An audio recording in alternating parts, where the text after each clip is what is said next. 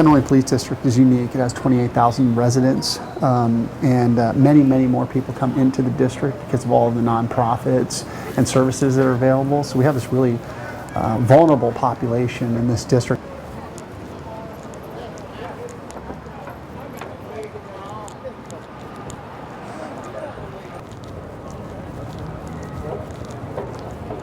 This block is so congested with other people dealing drugs, taking drugs, using drugs.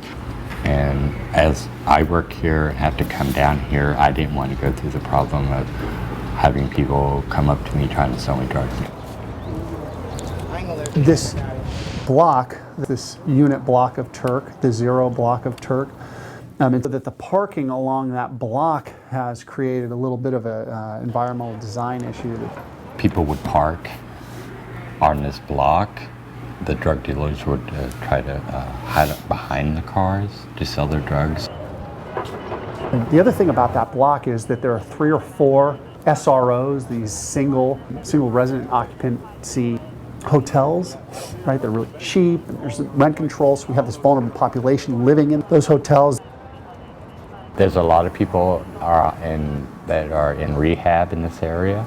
And it's kind of hard for them to get off drugs and everything if they have to go out and see it every day.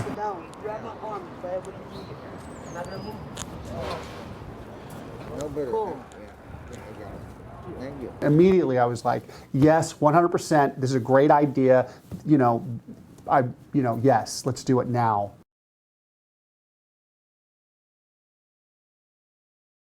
Crime prevention through environmental design, or Cpted, is a design strategy where you can look at the built environment and properly design an environment to be safer.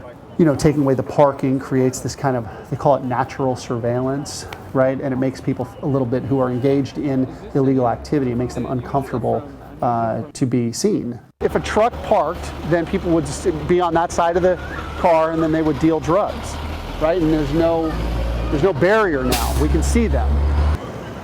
It's a really big difference now. I've talked to people and they said that they feel more safe.